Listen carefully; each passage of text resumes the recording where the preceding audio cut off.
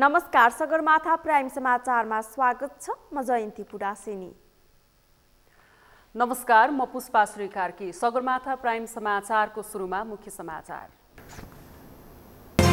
आर्थिक वर्ष 2079-80 को लागि प्रस्तुत नीति तथा कार्यक्रम राष्ट्रिय सभाले पारित गर्यो। किसानले उत्पादन गरेका सामग्रीहरू बजारीकरणमा जोड।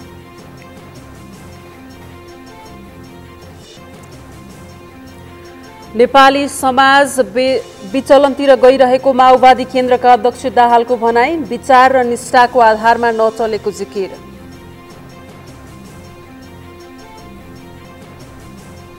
निजगढ विमानस्थल बनाउन रोक लगाउनु दुःखद भएको नेकपा एसका अध्यक्ष नेपालको भनाई, दलहरूले यस विषयलाई गम्भीरताका साथ लिनुपर्ने धारणा।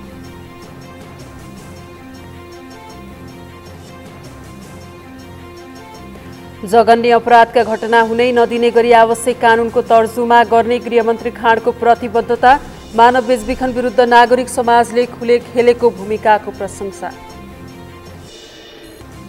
र राजनैतिक दलहरूले जनपक्षीय काम गर्न नसकेको सर्वसाधारणको गुनासो, स्थानीय तह निर्वाचनमा स्वतन्त्र हावी हुनु त्यसैको परिणाम भएको विश्लेषण।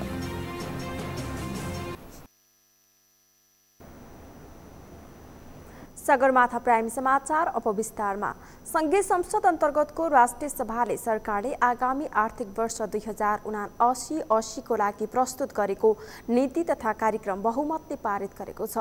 पारित हुनुअघि राष्ट्रिय सभाको बैठकमा शुक्रबार पनि सरकारले ल्याएको आगामी आर्थिक वर्ष 2079-80 को नीति तथा कार्यक्रममाथि छलफल भएको थियो। राष्ट्रिय सभा सदस्यहरूले किसानले उत्पादन गरेका सामग्रीहरू बजारीकरणमा जोड दिनुपर्ने सुझाव दिएका थिए। एक रिपोर्ट।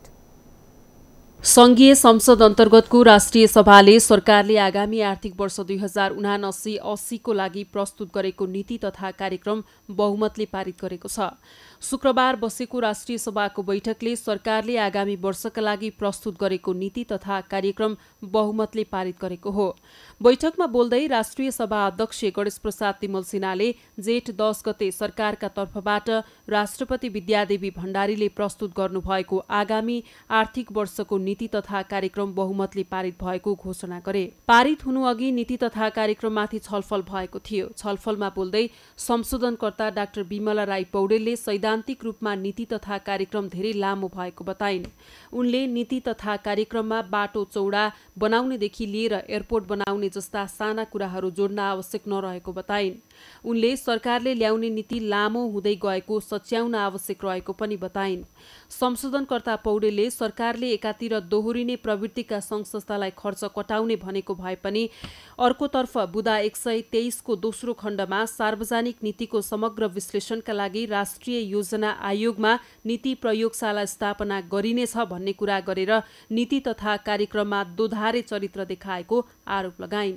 राष्ट्रिय योजना आयोग भनेको सरकारको संयन्त्रभित्र बसेर काम गर्ने योजना आयोग भयो, त्यसको चाहिँ आफ्नै कार्यदिशा छ। तर छुट्टै एउटा चाहिँ नेपाल सरकारले नै यस्तो खालको एउटा संस्था स्थापना गरोस् जसले चाहिँ एकदम स्वायत्त रूपले, स्वतन्त्र रूपले सरकारका नीतिहरू बनाउनको लागि पनि सहयोग गरोस्, भइरहेका नीतिहरूको पनि राम्रोसँग चाहिँ पुनरावलोकन गरोस्। राष्ट्रिय सभा सदस्य कृष्ण प्रसाद पौडेलले किसानले उत्पादन गरेका सामग्रीहरू बजारीकरण गर्न नीति तथा कार्यक्रमले जोड दिनुपर्ने बताए। उनले सबै पालिकाले कृषकका उत्पादनको सही मूल्य निर्धारण गरेर सप्लाई गर्ने व्यवस्था मिलाउन माग गरे। मूल रूपमा म के भन्न चाहन्छु भने कृषिबाट उत्पादित वस्तुहरू जो मार्केटमा पुग्न नसकेर कुहिएको तरकारीहरू हामी देखेका छौँ। किसानहरूले कति दुःख कष्ट मेहनत गरेर को व्यवस्था होस् भन्ने माग राख्न चाहन्छु। राष्ट्रिय सभा सदस्य दिल कुमारी रावल थापाले नीति तथा कार्यक्रमले जनतालाई छुन नसकेको गुनासो गरिन्। उनले वर्तमान सरकारको नीति तथा कार्यक्रम न हाँसको चाल न बकुल्लाको चाल भएको टिप्पणी गरिन्। म सरकारसँग प्रश्न गर्न चाहन्छु, जनताको प्रतिनिधिलाई छुन नसक्ने नीति कार्यक्रमले जनतालाई कसरी उत्साह भर्न सक्छ? यो उत्साह भर्ने कुरै भएन।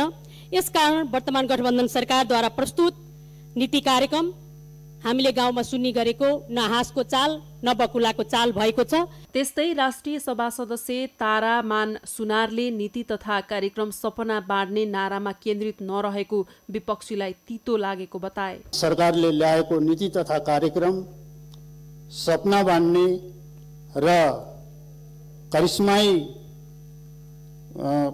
नारामा केन्द्रित छैन, त्यसैले यो तितो लाग्न सक्छ। यो तितो औषधि जस्तो भएको छ र तर पनि यो नीति तथा कार्यक्रम वस्तुनिष्ठ यथार्थपरक ढङ्गले आएको छ। त्यस्तै राष्ट्रिय सभा सदस्य मदन कुमारी शाह गरिमाले माझबाट उन्मुख अर्थतन्त्र निर्माणका लागि लिनुपर्ने 3 खम्बे अर्थनीति सार्वजनिक, सहकारी र निजी मध्ये सरकारले निजी क्षेत्रलाई बढी प्राथमिकता दिएको बताइन्। सबै कुराको जिम्मा निजी क्षेत्रले दिइने हो भने आउने 10 वर्षभित्र सीमित व्यक्तिको हातमा नेपालको अर्थतन्त्र जाने निश्चित छ। त्यसो नहोस्, यसका लागि निजी क्षेत्रका साथसाथमा सहकारी र सार्वजनिक क्षेत्रलाई अगाडि बढाउने नीति लिन आवश्यक छ। त्यस्तै राष्ट्रिय सभा सदस्य नारायण दत्त मिश्रले कृषि लगायतका विभिन्न क्षेत्रमा सरकारले दिँदै आएको अनुदान टाठा बाठाहरूको हातमा मात्रै सीमित रहेको गुनासो गरे। हालसम्म कृषिमा दिँदै आएका विभिन्न किसिमका अनुदान र सहुलियतका कार्यक्रमहरू सिधै किसानको हातमा, गोठमा, खेतमा पुग्नुको सट्टा दलाल प्रवृत्तिको बिलोमतोमा, प्रपोजल लेखनको आधारमा टाठा बाठाहरूको रजाई भएको देखिन्छ। त्यस्तै राष्ट्रिय सभा सदस्य खिमलाल भट्टराईले सरकारले ल्याएको नीति तथा कार्यक्रम अन्यलग्रस्त रहेको बताए। यो सरकारको आर्थिक नीतिकै बारेमा चाहिँ यो नीति कार्यक्रमलाई हेर्दाखेरि चाहिँ यो अन्यलग्रस्त छ। यो एउटा कुहिरोको काग जस्तो भयो भन्ने मलाई लाग्छ। यसले हेर्दाखेरि अलिकति चाहिँ निजीकरणलाई प्राथमिकतामा राख्न खोज्यो कि भन्ने चाहिँ देखिन्छ। त्यस्तै राष्ट्रिय सभा सदस्य जितेन्द्र नारायण देवले सरकारले नेपालको अर्थव्यवस्थालाई आफ्नो खुट्टामा उभ्याउने गरेर नीति तथा कार्यक्रम ल्याएको दाबी गरे। श्रीलङ्काको दिशामा जान नदिने नेपाली अर्थव्यवस्थालाई त्यहाँबाट कसरी बचाउने,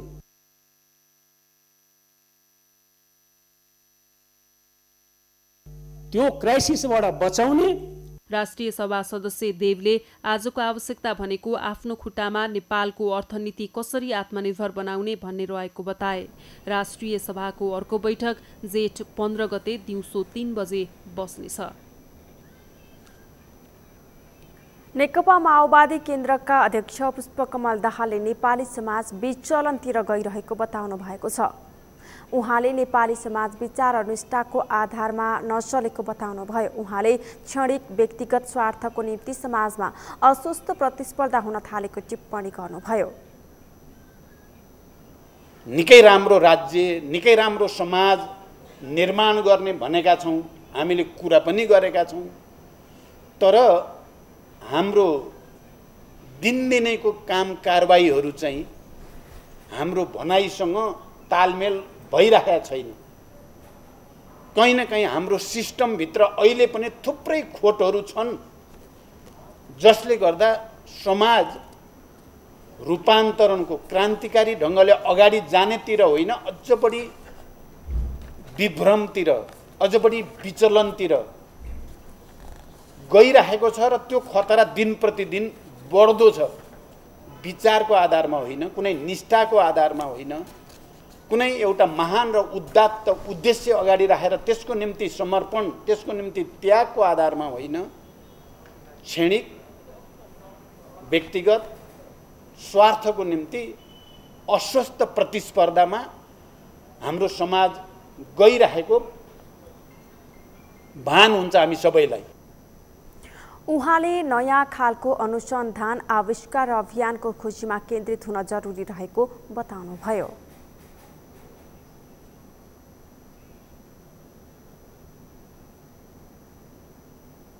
नेकपा एकीकृत समाजवादीका अध्यक्ष माधव कुमार नेपालले निजगढ विमानस्थल बनाउन रोक लगाउनु दुःखद भएको बताउनु भएको छ। अध्यक्ष नेपालले निजगढ विमानस्थल बनाउन रोक लगाउनु दुःखद भएको बताउनु भएको हो। उहाँले लामो समयको अध्ययन पश्चात निजगढमा विमानस्थल बनाउनु उपयुक्त हुने निष्कर्षका साथ काम भएको भन्दै त्यसरी रोकिनु गलत भएको बताउनु भयो।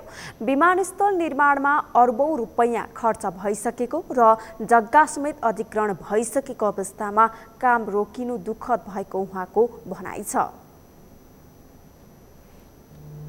निजगढ विमानस्थलको भ्रमण गर्ने निरीक्षण गर्ने मौका पनि पाएको हुँ। त्यहाँ जाँदाखेरि सुरुमा जाँदाखेरि अलिकता वरिपरि जङ्गल थियो। त्यहाँ अहिले पछिल्लो पटक जाँदाखेरि मान्छेले जङ्गल सबै साफ पारिसकेका छन्। जङ्गल छँदै छैन त्यहाँ। अनि जङ्गलै नभएको ठाउँमा चाहिँ विमानस्थल नबनाउनु भएर यो रोक्ने कुराको पछाडिको कारण के हो? कतै अरू चिजबाट हामी प्रभावित भएका छैनौँ? यसको बारेमा गहन चिन्तन होस्। त्यो निर्णयको बारेमा पनि संवैधानिक निकायले आफैले पनि त्यस बारेमा विचार गरोस् र नेपाल सरकारले यसमा गम्भीरताका साथ राजनीतिक दल कसरी अगाडि बढ्न सकिन्छ त्यसमा चाहिँ जानुपर्ने आवश्यकता छ। अध्यक्ष नेपालले विमानस्थल निर्माण रोक्ने सर्वोच्च अदालतको फैसलामा पुनर्विचार हुनुपर्ने बताउनुभयो। सरकार र राजनैतिक दलहरूले पनि यस विषयलाई गम्भीरताका साथ लिनुपर्ने उहाँले बताउनुभयो। अध्यक्ष नेपालले निर्वाचन प्रणाली महँगो भएकाले यस्तो प्रणालीमाथि विचार गर्नुपर्ने बेला आएको बताउनुभयो। उहाँले भ्रष्टाचारको जालोलाई समाप्त पार्नका लागि स्वच्छ राजनीति गर्नुपर्ने बताउनुभयो। पनि भ्रष्टाचार बिना पैसाको कुनै काम हुँदैन। त्यस हुनाले यसलाई समाप्त पार्नका लागि सबभन्दा पहिले हामी स्वच्छ राजनीति गरौँ। निर्वाचनको प्रणालीको बारेमा चर्चा गर्दाखेरि अहिले निर्वाचन अत्यन्तै महँगो भएको छ र मान्न सक्दैन कि निर्वाचन आयोगले नियन्त्रण गर्न सक्दैन। निर्वाचन आयोगले नियन्त्रण गर्न सक्दैन। राज्य चुनावले यहाँ एकपछि अर्कोको बिचमा कम प्रतिस्पर्धा छ। कसले धेरै खर्च गर्ने, कसले धेरै भोज खुवाउने, कसले मान्छेलाई किन्ने, यो समस्या होइन। एकले अर्कालाई आरोप लगाएर हुन्छ। त्यसो हुनाले यो के हो भने भ्रष्टाचार हुन्छ। उहाँले सरकारले विकास निर्माणको काम गर्दा परियोजनाको प्राथमिकीकरण गर्नुपर्नेमा जोड दिनुभयो। योजनालाई प्राथमिकीकरण गर्दै समग्र नेपालको विकास खाका बनाउनु पर्ने उहाँको भनाइ छ।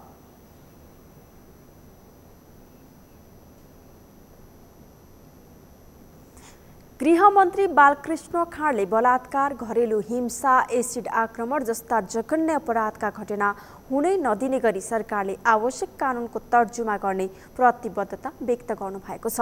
बलात्कार लगायतका जघन्य अपराधका घटना एकपछि अर्को गरी सार्वजनिक भइरहेको बेला गृहमन्त्री खाँडको यस्तो भनाइ बाहिर आएको हो। उहाँले बलात्कार, घरेलु हिंसा, एसिड आक्रमण जस्ता घटनाका दोषीलाई कानुनी दायरामा ल्याउन सरकारले सुरक्षा संयन्त्रलाई प्रभावकारी ढङ्गले परिचालन गरिरहेको पनि बताउनुभयो। त्यस अवसरमा गृहमन्त्री खाँडले राष्ट्रिय मानवाधिकार आयोगका सबै सिफारिसहरू कार्यान्वयन गर्न सरकार प्रतिबद्ध रहेको बताउनुभयो। सुरक्षा संयन्त्र चुस्त बनाइएको छ। त्यस्ता घटना घट्न नदिन आवश्यक कानुनको तर्जुमा गर्न सरकारले गृह कार्य गरिरहेको जानकारी गराउन चाहन्छु। महिला तथा बालबालिकालाई हिंसा तथा आपराधिक घटनाबाट शरण गर्न सरकारका निकायहरू सक्रिय तथा प्रतिबद्धताका पूर्वक काम गर्ने विश्वास व्यक्त गर्न चाहन्छु। अपराधमुक्त समाज निर्माण गर्न नागरिक समाज, सामाजिक सङ्घ संस्था, राजनैतिक दल, मानव अधिकार रक्षकहरूको सहयोगको अपेक्षा सरकारले गरेको छ। लोकतन्त्र, मानव अधिकार र कानुनी शासन एक अर्काका परिपूरक छन्। कानुनी शासनको अवलम्बन र लोकतन्त्रको सुदृढीकरणले मात्र मानव अधिकारको प्रत्याभूति हुने भएकोले सोको अवलम्बनमा सरकार र सम्पूर्ण सरकारहरूको प्रतिबद्धता आवश्यक रहेको छ। गृहमन्त्री खाँडले राष्ट्रिय मानवाधिकार आयोगको स्वायत्तता र स्वतन्त्रतालाई आँच नआउन दिन सरकार प्रतिबद्ध रहेको बताउनुभयो। त्यसका लागि सरकारले आवश्यक कानुन परिमार्जन गर्न संसदमा विधेयक पेश गरेको उहाँले बताउनुभयो। यस आयोगको स्वतन्त्रता र स्वायत्ततालाई कतैबाट पनि आँच आउन नदिन नेपाल सरकार प्रतिबद्ध छ। नेपाल सरकारले आयोगलाई आवश्यक सहयोग तथा स्रोत उपलब्ध गराउँदै आइरहेको छ। 2072 को भूकम्पबाट क्षतिग्रस्त आयोगको भवन पुनर्निर्माणलाई शीघ्र दिने कार्यमा सरकारले विशेष ध्यान दिनेछ। गृहमन्त्री खाँडले नेपालमा मानव बेचबिखन हुन नदिन राष्ट्रिय मानवाधिकार आयोग र नागरिक समाजले खेलेको भूमिकाको पनि प्रशंसा गर्नुभयो।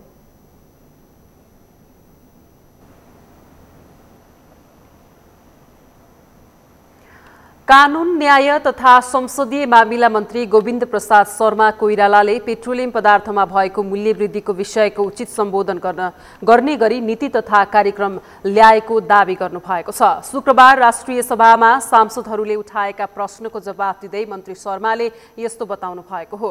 उहाँले अन्तर्राष्ट्रिय बजारमा हुने मूल्यको उतार चढावले यसको आन्तरिक बजार र मूल्य प्रभावित भएको जिकिर गर्नुभयो।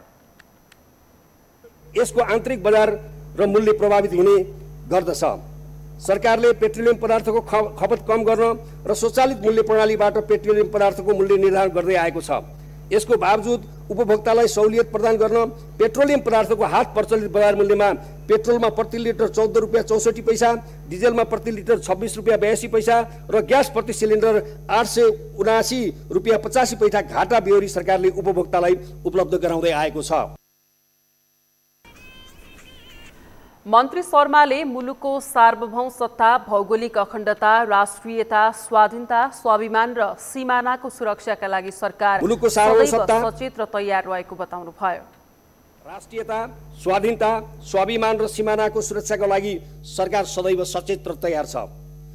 मुलुकको अन्तर्राष्ट्रिय सीमा सम्बन्धमा बाँकी रहेका विषयलाई ऐतिहासिक सन्धि, नक्सा, तथ्य र प्रमाणका आधारमा द्विपक्षीय वार्ताबाट समाधान गर्न सरकार प्रतिबद्ध। मन्त्री शर्माले प्रस्तुत नीति तथा कार्यक्रमले मूलतः सरकारको प्राथमिकतामा रहेका राष्ट्रिय महत्त्वका र मुलुकलाई दीर्घकालीन रूपमा प्रभावित गर्ने विषयहरूलाई प्राथमिकताका साथ समेट्ने प्रयास गरेको बताउनुभयो।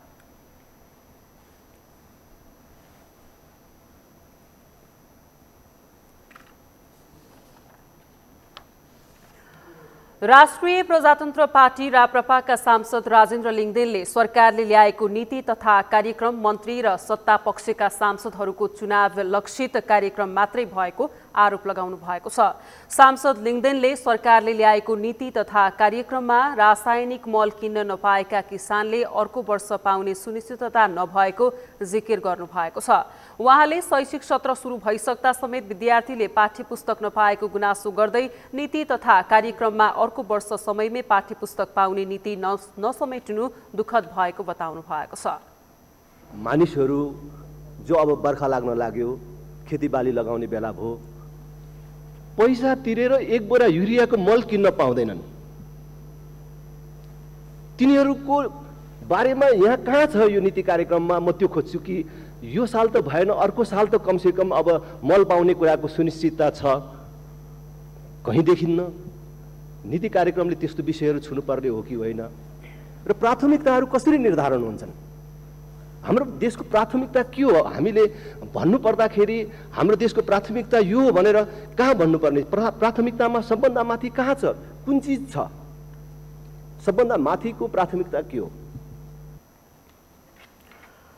सांसद लिङदेनले देशको अहिलेको प्राथमिकतालाई निर्वाचनमुखी कार्यक्रमको संज्ञा दिनुभएको छ।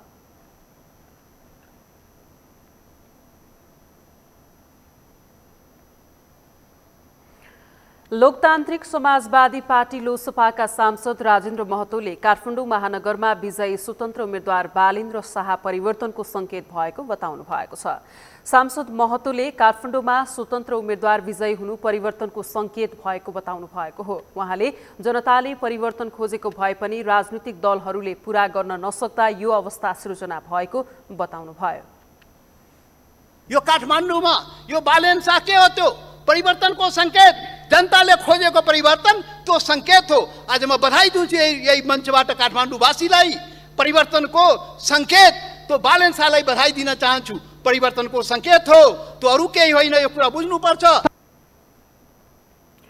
सांसद महतोले नेपाल विकास र समृद्धिमा पछि परिरहेको उल्लेख गर्दै यसको बारेमा छलफल र समीक्षा हुन आवश्यक रहेको बताउनुभयो। उहाँले नेपाली जनताले खोजेको समृद्धि र विकासलाई शासक वर्गहरूले सत्ता र कुर्सीमा सीमित गरेको आरोप समेत लगाउनुभयो।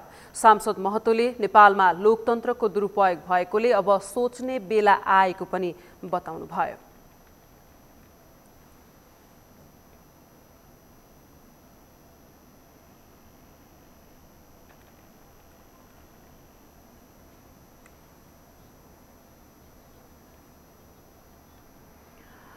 शहरी विकास मन्त्री रामकुमारी झाँक्रीले निजगढ विमानस्थल नबनाउनु भन्ने सर्वोच्चको आदेश प्रभावमा परेर गरेको निर्णय भएको आरोप लगाउनु भएको छ।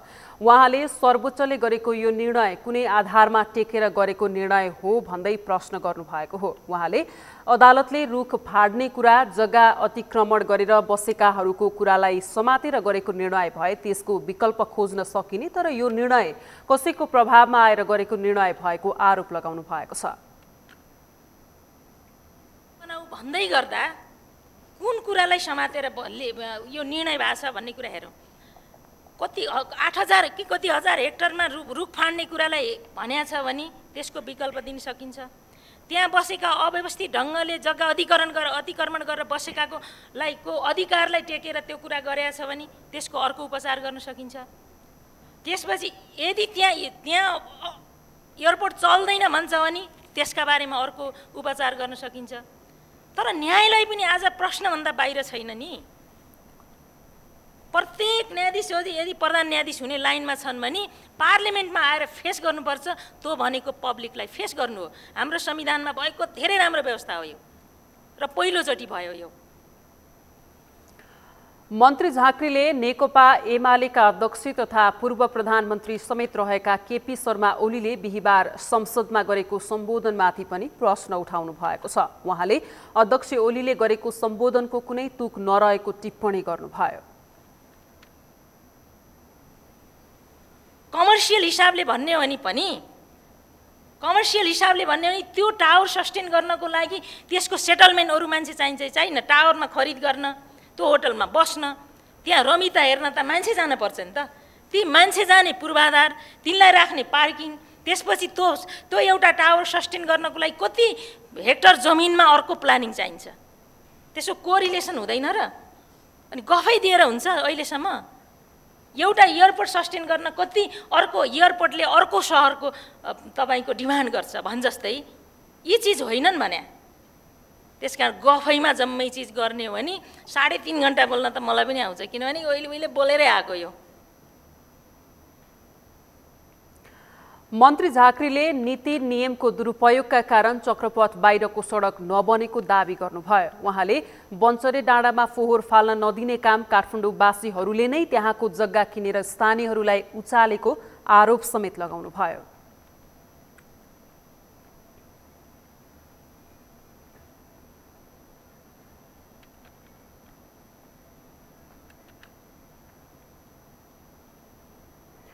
सगरमाथा प्राइम समाचारमा अब पालो विश्रामपछि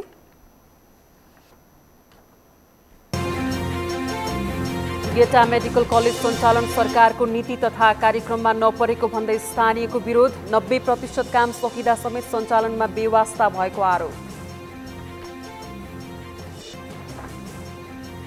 इरानको पश्चिमी सहर अबादानमा 10 तले व्यापारिक भवन भत्कँदा 19 जनाको मृत्यु, 37 जना घाइते। भवनमा फँसेकाहरूको उद्धार कार्य जारी।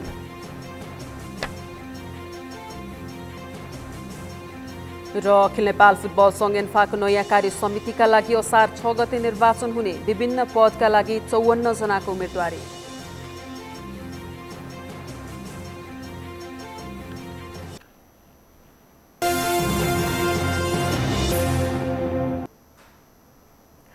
विश्रामपछि सगरमाथा प्राइम समाचारमा स्वागत छ। अब बाँकी समाचार। काठमाडौँ महानगरपालिकाको प्रमुखमा स्वतन्त्र उम्मेद्वार बालेन्द्र शाह उर्फ बालेन विजयी भएका छन्। शुक्रबार सार्वजनिक भएको मतपरिणाम अनुसार महानगरको प्रमुखमा शाह फराकिलो मतान्तरका साथ विजयी भएका हुन्। महानगरपालिकामा स्वतन्त्र उम्मेद्वारको विजयपछि उनीसँग ठूलो अपेक्षा रहेको आम सर्वसाधारणको भनाइ छ। नरेन्द्र महताराको रिपोर्ट। शुक्रबार बिहानै काठमाडौँको राष्ट्रिय सभागृह बाहिर ठूलो भिड देखिन्थ्यो। काठमाडौँ महानगरपालिकाको प्रमुखमा बालेन्द्र शाह उर्फ बालेन विजेता बनेको पूर्व सूचना पाइसकेका उनका समर्थकहरू बिहानै मतपरिणामको अन्तिम नतिजा सुन्न र शुभकामना दिनका लागि फुलमाला सहित तयार भएर बसेका थिए।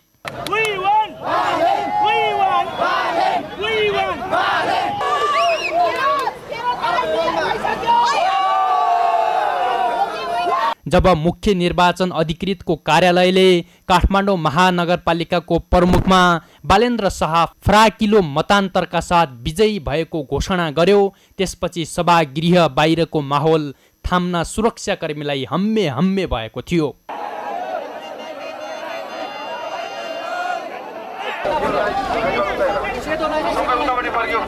महानगरपालिकाको प्रमुखमा विजय भइसकेपछि सभागृह बाहिर खुसीका साथ निस्किएका बालेन्द्रलाई उनका समर्थकले राष्ट्रिय झण्डा र माला लगाएर बधाई दिए।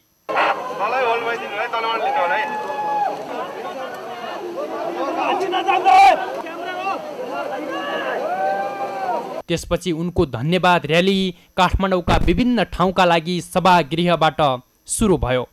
समर्थकसहित मतदातालाई धन्यवाद दिन काठमाडौँका विभिन्न ठाउँमा पुग्दा सडक अस्तव्यस्त नै भएको थियो।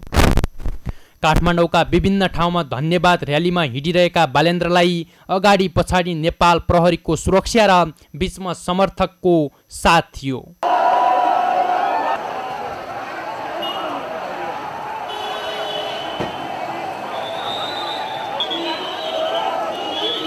काठमाडौँको चक्रपथ परिक्रमा गरेर सम्पूर्ण मतदातालाई धन्यवाद ज्ञापन गरेका बालेन्द्र शाहले बोल्ने भन्दा पनि गरेर देखाउने बताएका छन्। अब पार्टीगत भन्दा पनि जनताका समस्या समाधान गर्ने नेतृत्व आवश्यक रहेको सर्वसाधारणहरूको भनाइ छ। पार्टीका व्यक्तिहरू, पार्टीका नेता कार्यकर्ताहरू ठाउँमा पुगे पश्चात उनीहरूले जे काम गर्नको लागि भन्दा त्यो ठाउँमा पुगेका थिए त्यो काम गरेनन्। यस कारणले गर्दा अब जनताले पार्टीका नेतालाई होइन, पार्टीका कार्यकर्तालाई होइन, जो चाहिँ त्यहाँ ठाउँमा पुगेपछि सबभन्दा पहिलो प्रायोरिटी भनेको पार्टीकै कार्यकर्ता र पार्टीका आफ्ना मान्छे, आफ्ना आसेपासेका मान्छे, आफ्नो अध्यक्ष, सभापति, तल्लो निकायका कार्यकर्तालाई मात्र हेर्ने होइन कि अब चाहिँ जनताले के चाहन्छन् भने अब हामीलाई हेरोस्। हामीले चाहिँ अब अहिलेसम्म हेरेको राजनीतिक दलको पार्टीहरूलाई हेरेको होइन, र हामी के चाहन्छौँ भने आफ्नो कार्यकर्तालाई नभइकन आम गाउँमा बस्ने बस्तीहरू नागरिकहरूले के चाहन्छ त, त्यहाँको वासीहरूले के चाहन्छ, के समस्याहरू छ, त्यस्तो भिजन लिएर आएको। जस्तै अहिले यहाँ बालेन होइन, गोपी हकाल स्वतन्त्र उम्मेदवारहरू उठेर अहिले जुन हामीले जुन चाहेका थियौँ त्यो पुरा गर्ने जुन सम्भावना देखिरहेका छौँ त्यस्तो उम्मेदवारहरू हामीलाई चाहिएको हो। त्यसले कार्यकर्ता हेर्ने, पार्टी हेर्ने र गाउँ समाजको विकासको भन्दा पनि विनाशतर्फ लाग्ने त्यस्तो उम्मेदवार चाहिँ हामीलाई चाहिएको हो। यो सँगै बालेन्द्र शाह काठमाडौँ महानगरपालिकामा स्वतन्त्रबाट प्रमुख बनेका छन्। शुक्रबार सार्वजनिक भएको अन्तिम मत परिणाम अनुसार उनले 61,767 मत पाएका छन् भने निकटतम प्रतिद्वन्दी नेपाली काङ्ग्रेसकी सिर्जना सिंहले 38,341 मत प्राप्त गरेकी छन्। यस्तै नेकपा एमालेको तर्फबाट केशव स्थापितले 38,117 मत प्राप्त गरेका छन्। काठमाडौँ महानगरपालिकालाई विश्वकै पूर्ण विकसित र उत्कृष्ट सहर बनाउन आफ्नो सम्पूर्ण कुशलता प्रयोग गर्ने बालेन शाहको घोषणा छ। यो 5 वर्षको कार्यकालमा काठमाडौँ महानगरपालिका बाहेक को अरू कुनै पनि काममा मैले आफ्नो व्यस्तता दिने छैन र आफ्नो सम्पूर्ण लगनशीलता, आफ्नो सम्पूर्ण क्षमता, आफ्नो सम्पूर्ण ज्ञान, आफ्नो सम्पूर्ण स्ट्रेन्थलाई चाहिँ काठमाडौँ महानगरपालिकालाई व्यवस्थित बनाउन, स्वच्छ बनाउन, सफा बनाउन, एउटा पूर्ण विकसित विश्वकै सबभन्दा उत्कृष्ट सहर बनाउनलाई चाहिँ मैले आफ्नो सम्पूर्ण क्षमता, योग्यता, श्रम र आफ्नो एउटा कुशलतालाई काठमाडौँ महानगरपालिकामा लगाउने। विजयपछि उनको पछि जुन भिड देखिएको छ त्यो भिडको व्यवस्थापन र साहस जोगाउन बालेन कति सफल होलान् त्यो हेर्न भने बाँकी नै छ। सगरमाथा टेलिभिजनका लागि क्यामेरामा सम्पूर्ण लम्सालका साथमा नरेन्द्र महतारा, काठमाडौँ। काठमाडौँ महानगरपालिकाको मेयरमा स्वतन्त्र उम्मेदवारी दिएका बालेन्द्र शाह निर्वाचित भएका छन्। लौरो चिन्ह लिएर चुनावमा स्वतन्त्र उम्मेदवारी दिएका बालेन्द्रले 61,767 मत ल्याएर विजयी भएका हुन्। ठूला दलका हेभीवेट उम्मेदवारहरूलाई पछि पार्दै स्वतन्त्र रूपले उम्मेदवारी दिने बालेन्द्रको नामले चिनिएका बालेन शाह आखिर को हुन् त? अमृत ढकालको रिपोर्ट। 32 वर्षीय बालेन्द्र शाह उर्फ पेशाले स्ट्रक्चरल इन्जिनियर हुन्। नयाँ पुस्ताका बीच शाह र्यापरका रूपमा चर्चित छन्। पुर्ख्यौली घर महोत्तरी भए पनि बालेन काठमाडौँमै जन्मिएर हुर्किएका हुन्।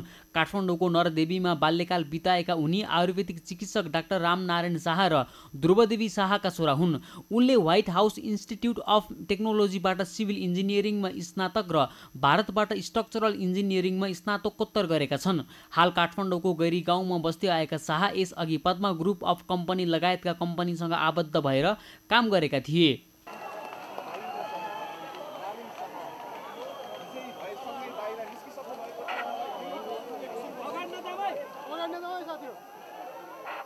शाहको भूकम्पपछिको पुनर्निर्माणमा वज्र ग्रुप कन्स्ट्रक्सनबाट देशव्यापी काम गरेको अनुभव छ। पशुपति मित्र पार्क सहित 14 जिल्लाका 2000 भन्दा धेरै घरको क्षति मूल्याङ्कन गरेका उनले काभ्रेको 5 खालमा 200 भन्दा धेरै घर निर्माण गरेका छन्। यस्तै नेपालगञ्जमा 150 र गोर्खामा 65 घर निर्माण गरेको नवनिर्वाचित मेयर बालेन शाहले बताएका छन्। 65 जिल्ला पुगेर योजना र संरचना डिजाइनको अनुभव भएका शाहको सार्वजनिक छवि भने यसअघि हिपहप गायक र्याप गायकको थियो। तर स्थानीय तहको निर्वाचन 2079 आउन 3 महिनाभन्दा कम समय रहेका बेला काठमाडौँ महानगरपालिकाको मेयरमा उम्मेदवारी घोषणा गरेका उनले अन्ततः आफ्नो परिचय नै बदल्न सफल भएका छन्। उनले आफ्नो परिचय मात्रै होइन, काठमाडौँ महानगरपालिकाको मुहार समेत बदल्ने सङ्कल्प गरेका छन्। निर्वाचनको जुन परिणाम आएको छ यसलाई चाहिँ हामीले हाम्रो एउटा विजय भन्दा पनि हाम्रो एउटा कार्यको सुरुवात हुनेछ। यो अबको 5 वर्षमा हाम्रो भिजन, हाम्रो एजेन्डाहरूलाई चाहिँ पूर्ण रूपमा कार्य सम्पन्न गर्ने चाहिँ हाम्रो एउटा धारणा रहेको छ र सम्पूर्ण नगरवासी उपस्थित सबै हाम्रा साथीभाइहरू, हाम्रो परिवारजन, हाम्रो अब पुरै यो नगर काठमाडौँ महानगरलाई नै एउटा परिवारको रूपमा हामीले अब लिएका छौँ। सधैँ परिवार नै थियो, अब सधैँ परिवार नै रहेछ। हामी सबैजना मिलेर अब काठमाडौँलाई एउटा चाहिँ सुन्दर, विश्वकै, देशकै मात्रै नभएर विश्वकै सुन्दर सहर, विश्वकै उत्कृष्ट सहर बनाउनलाई चाहिँ हामी सबैले सहकार्य गर्नेछौँ भन्ने आशा राखेको छु। बालेन शाहले मेयरमा उम्मेदवारी घोषणा गर्ने बेला युवा पुस्ताको मात्रै समर्थन देखिन्थ्यो। तर मनोनयन दर्ता, चुनावी प्रचार, प्रारम्भिक मत परिणाम र विजय घोषणा भइरहँदा उनको समर्थनमा युवा, बालबालिकादेखि वृद्धसम्मको समर्थन देख्न पाइएको छ।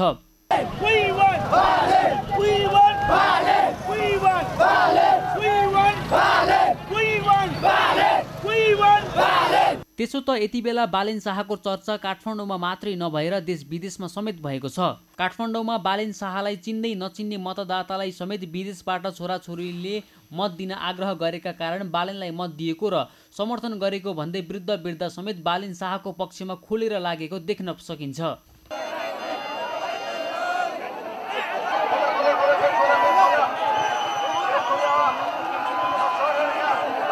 युवा र र्याप गायक भए पनि शान्त स्वभावका शाह विपक्षीले हेपेर बोल्दा पनि कहिल्यै आलोचना गरेनन्, न त उनले उत्तेजित भएर जवाफ नै फर्काए।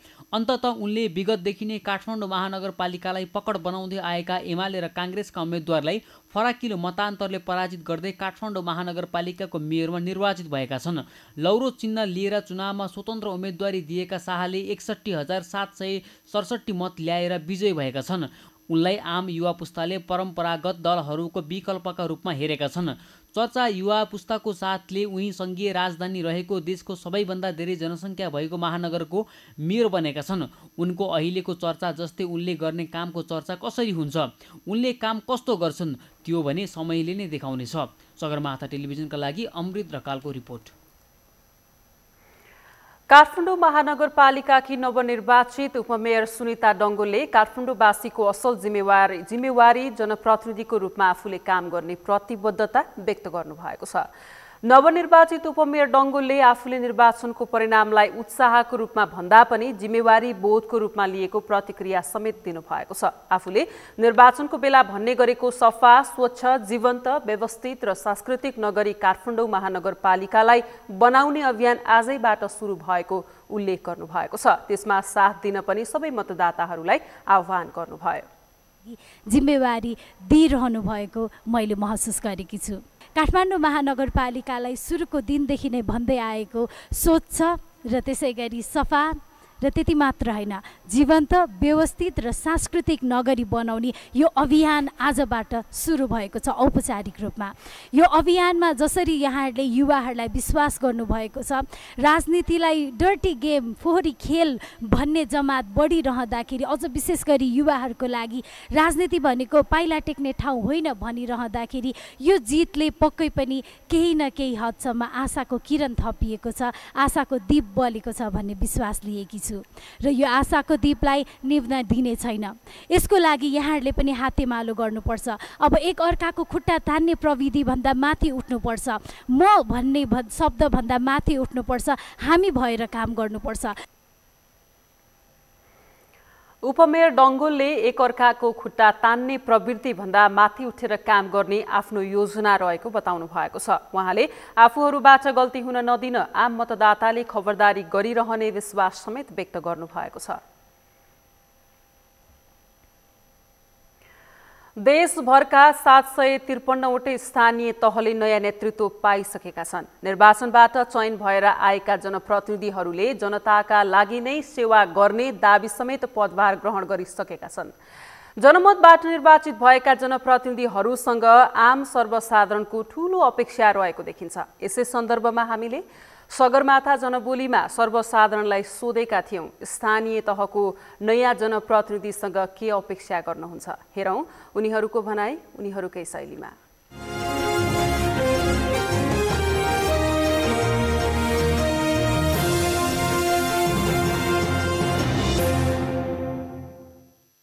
स्वच्छ काठमाडौँ, हराभरा काठमाडौँ सहित उहाँले राम्रो भिजन सहितको काम गर्नुपर्छ भन्ने मेरो सन्देश छ। यो भ्रष्टाचारी नेताहरूले देश त डुबाइहाल्यो, अब के थाहा युवाको पालो छ, युवाले के राम्रो गर्ला भन्ने म आश गर्न चाहन्छु।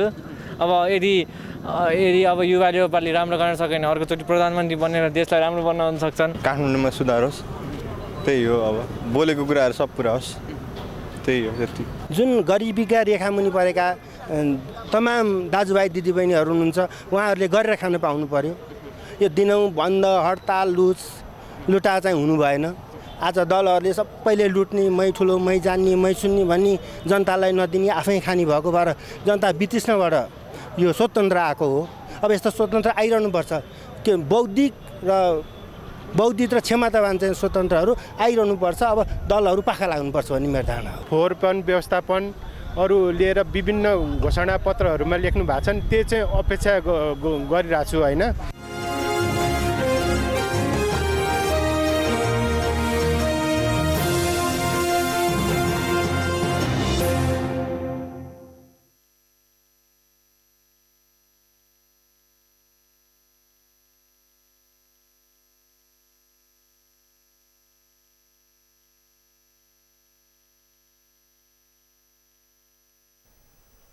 वैशाख 30 गते सम्पन्न भएको स्थानीय तहको निर्वाचन कतिपय उम्मेदवारहरूले मत नै पाएनन्। चुनावी मैदानमा रहेको भए पनि उनीहरूले मत नै पाएनन्। देशभर रहेका 6 महानगरमा प्रमुख पदका लागि जम्मा 161 जना चुनावी मैदानमा थिए, तर ती सबै 161 उम्मेदवार मध्ये 7 जनालाई कसैले पनि मतदान गरेनन्। प्रिन्स मिश्रको रिपोर्ट। भर्खरै सम्पन्न स्थानीय तहको निर्वाचनमा देशभरका महानगरको प्रमुख पदका लागि 161 जनाले प्रतिस्पर्धा गरेका थिए, जसमध्ये 6 जना महानगरको नेतृत्वका लागि चयन भइसकेका छन्। अन्य उम्मेदवार प्रतिस्पर्धामा पछि परे। अझ रमाइलो त के भने महानगरको नेतृत्वका लागि चुनावी प्रतिस्पर्धामा होमिएका 7 जना उम्मेदवारले त आफैलाई समेत मतदान गरेनन्। उनीहरूले शून्य मत पाए। चुनावी प्रतिस्पर्धाका लागि उम्मेदवारी दर्ता गराएकाहरूले आफैलाई मतदान त गरेनन् नै, यसरी उम्मेदवारी मात्र दिनेहरूका कारण निर्वाचन आयोगको व्यवस्थापकीय खर्च भने बढेको निर्वाचन आयोगको भनाइ छ। रिसर्चको विषय छ। हेर्नु, रिसर्च गर्ने, उहाँहरू शून्य मत पाउनेहरूसँग पनि अध्ययन गर्ने, छलफल गर्ने, उहाँहरूसँग कुरा बुझ्ने, किन चाहिँ तपाईँले आफै मत हाल्नु भएन, एटलिस्ट त्यति त सोध्न सकियो नि। शून्य आएपछि त 1 आएको भए मेरो मत भयो भन्न सकिन्थ्यो। शून्य आएपछि त तपाईँले आफैले किन मत हाल्नु भएन भन्न सकियो।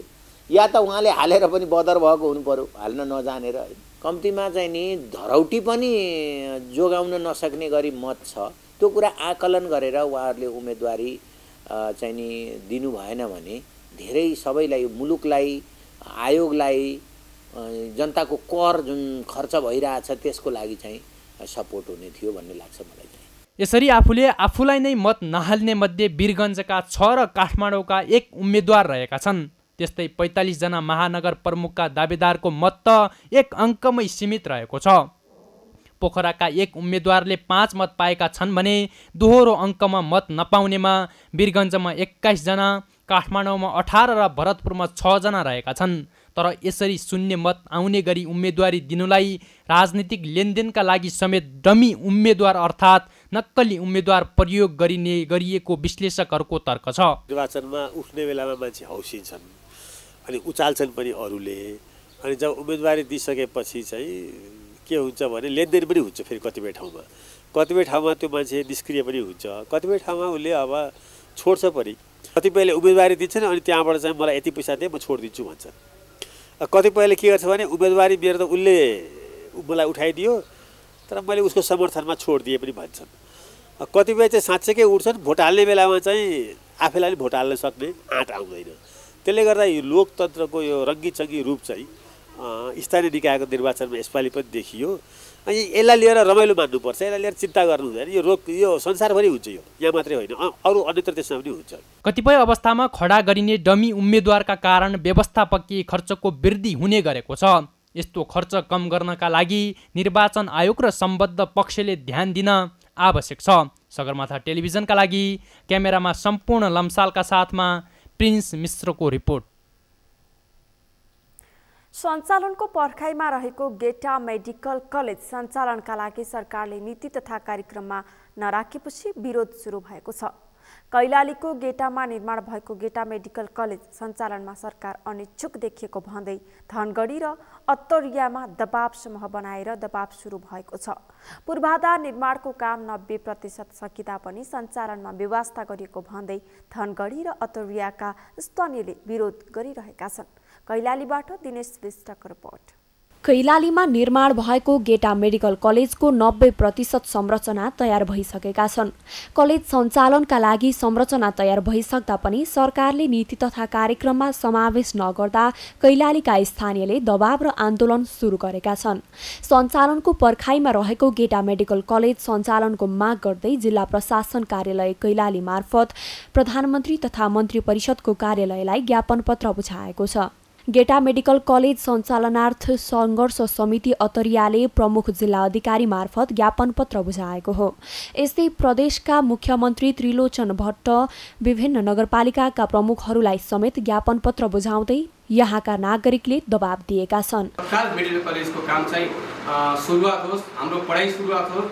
पढाइ भन्दा पनि अस्पतालको अस्पताल जुन हुनुपर्ने हो त्यहाँ सबै संरचना भएको 27वटा भवन बनेका छन्।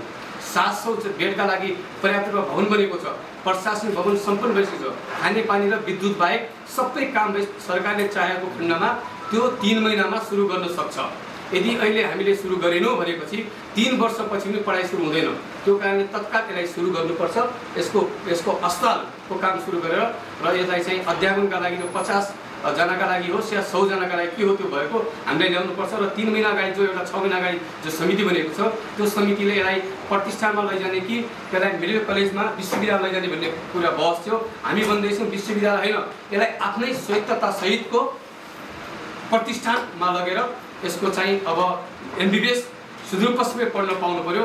जो विदेशमा गएर जो इन्डियामा गएर करोड रुपियाँ हामी फालिरहेका छौँ, अब त्यो रोकिनु पर्यो भन्ने कुरा हो। सरकारले 2टा मेडिकल प्रदेशमा राखेका छ, 2को छोटा 10 बनाओस्, तर हाम्रो संरचना चाहिँ व्यवस्था गर्न पाउँदैन भनेर प्रधानमन्त्रीज्यूलाई, नेपाल सरकारलाई, यहाँका दलहरूलाई र नेतृत्व गर्ने टप नेपालका सबै दलहरूलाई हाम्रो हार्दिक आभार हो। ज्ञापन पत्रमा तत्काल मेडिकल कलेज सञ्चालनमा ल्याउनु पर्ने, मेडिकल कलेजलाई स्वास्थ्य विज्ञान प्रतिष्ठानका रूपमा अगाडि बढाउनु पर्ने, मेडिकल कलेज सञ्चालनका लागि आगामी आर्थिक वर्षमा आवश्यक बजेट विनियोजन गरिनुपर्ने लगायतका माग राखिएका छन्।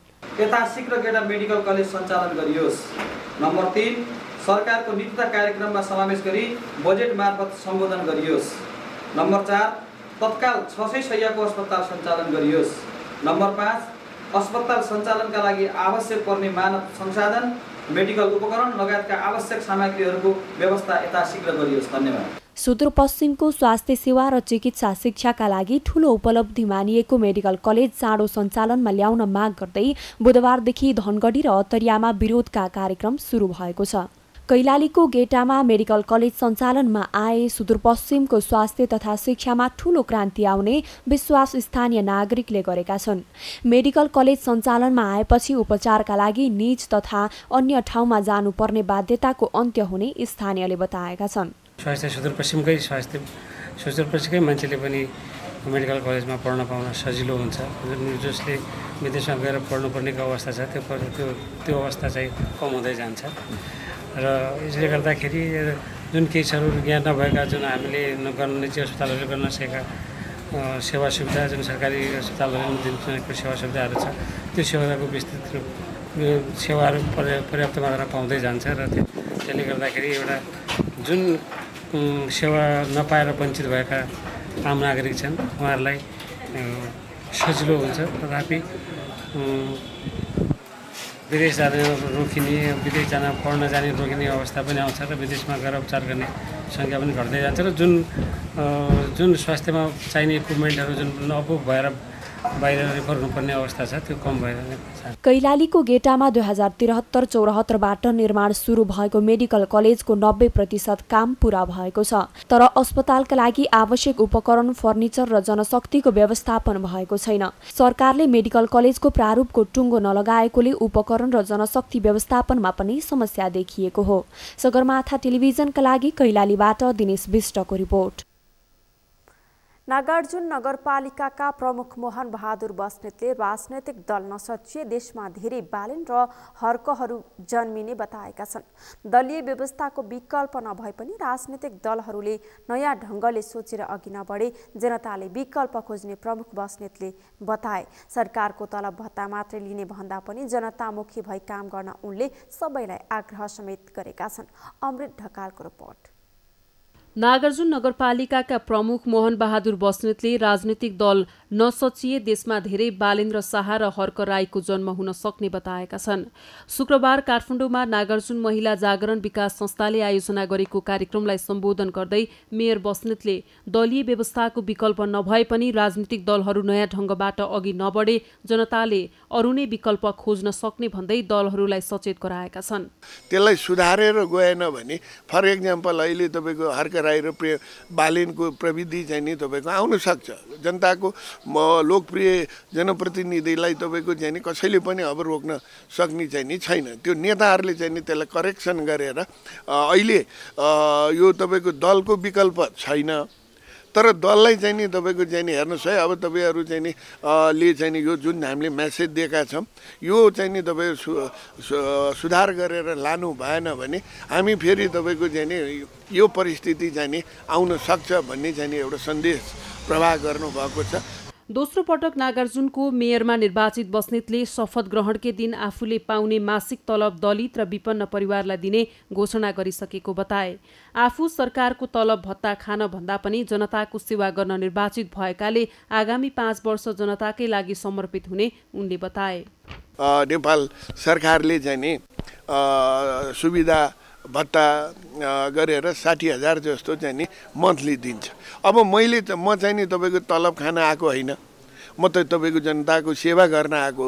मैले मेरो तलब चाहिँ नि महिनावारी तलब चाहिँ नि मैले चाहिँ नि अस्ति शपथ ग्रहणकै दिन चाहिँ नि मैले घोषणा गरिसकेँ कि त्यो मेरो तलब यो विपन्न वर्ग दलित तपाईँको चाहिँ नि यो तपाईँको बसेल परिवार छ, उहाँहरूको शिक्षामा तपाईँको त्यति पहुँच छैन, उहाँहरूलाई आदि र यो पुतवार बस्ती छ मेरो वडा नम्बर 5 मा मेरो त्यहाँको तपाईँको चाहिँ नि जनसमुदाय यस्तो छ कि अब यो काठमाडौँको राजधानीबाट तपाईँको चाहिँ नि सँगै जोडिएको ठाउँमा पनि उहाँहरूको घर छैन, एजुकेसन छैन, खाना छैन, बस्न छैन, तपाईँको चाहिँ नि उहाँहरू तपाईँको एउटा चाहिँ नि दैनिक मजदुरी भन्दा पनि तलको स्थितिमा हुनुहुन्छ।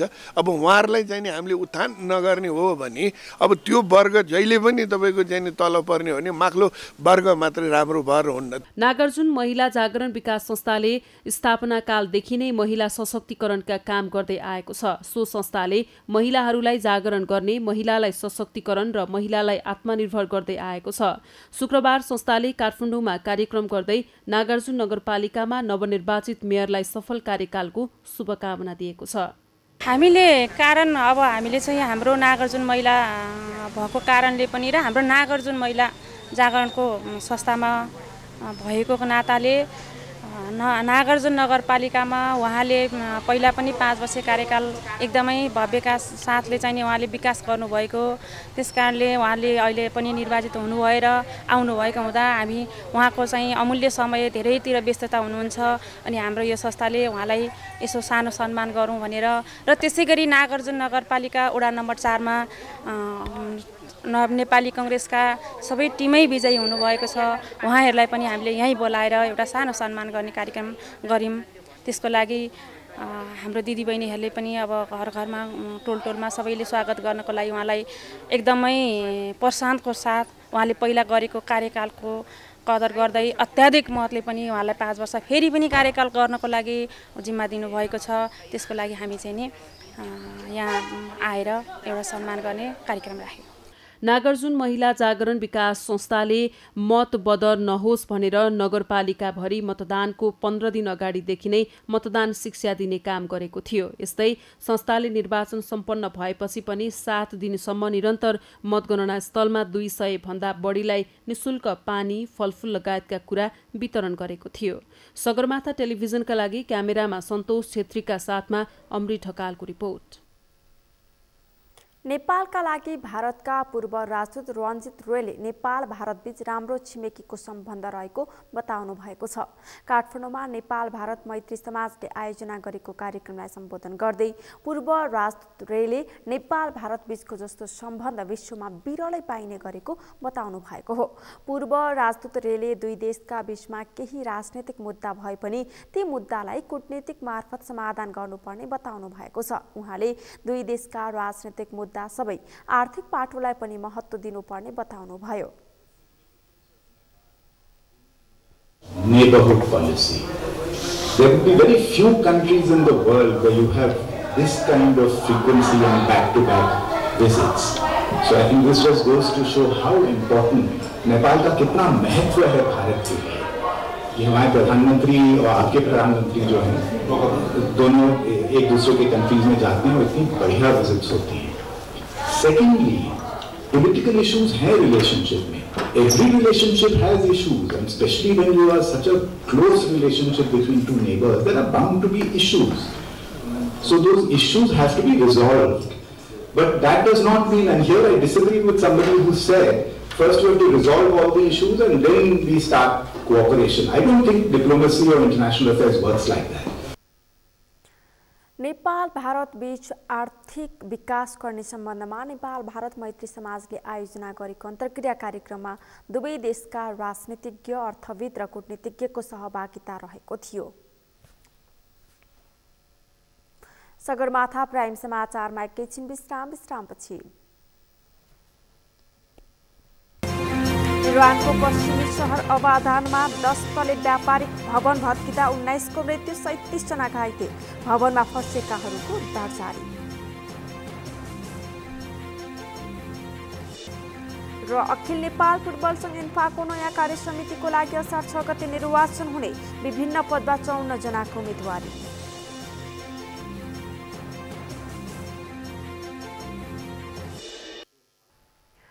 सगरमाथा प्राइम समाचारमा अब पालो खेल समाचारको।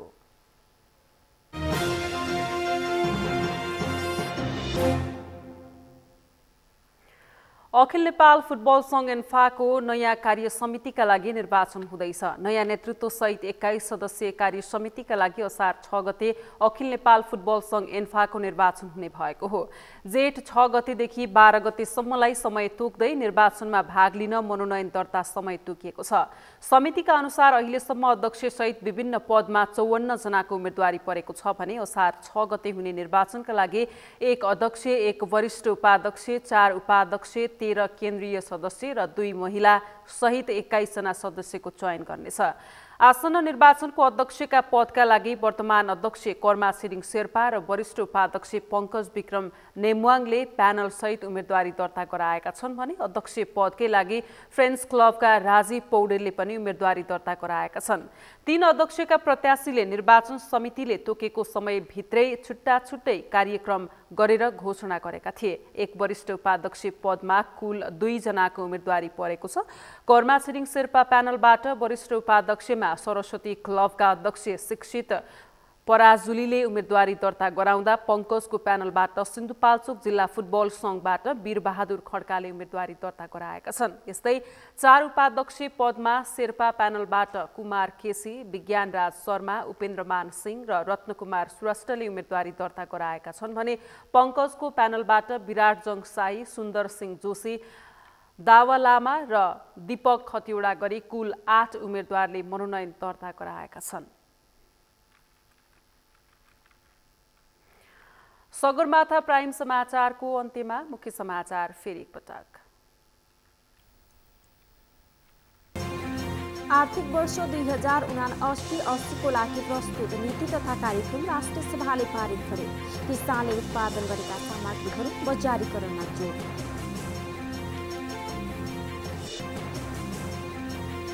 नेपाली समाज विचलनतिर गइरहेको माओवादी केन्द्रका अध्यक्ष दाहालको भनाई विचार र निष्ठाको आधारमा नचलेको जिकियो।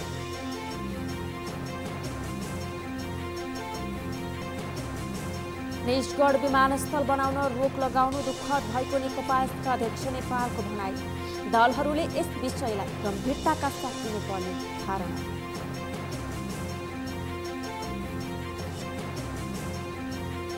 जघन्य अपराधका घटना हुनै नदिने गरी आवश्यक कानूनको तर्जुमा गर्ने गृहमन्त्री खाँडको प्रतिबद्धता। मानव बेचबिखन विरुद्ध नागरिक समाजले खेलेको भूमिकाको प्रशंसा। र राजनैतिक दलहरूले जनपक्षीय काम गर्न नसकेको सर्वसाधारणको गुनासो। स्थानीय तह निर्वाचनमा स्वतन्त्र हाबी हुनु त्यसैको परिणाम भएको विश्लेषण।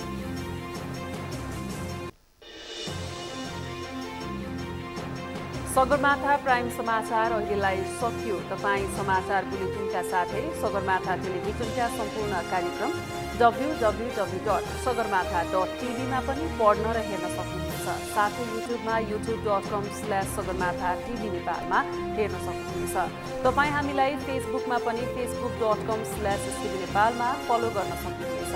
समाचारको शिखर, नेपालको गौरव, नेपालको पहिलो न्युज च्यानल सगरमाथा टेलिभिजन हेर्दै गर्नुहोला। नमस्कार।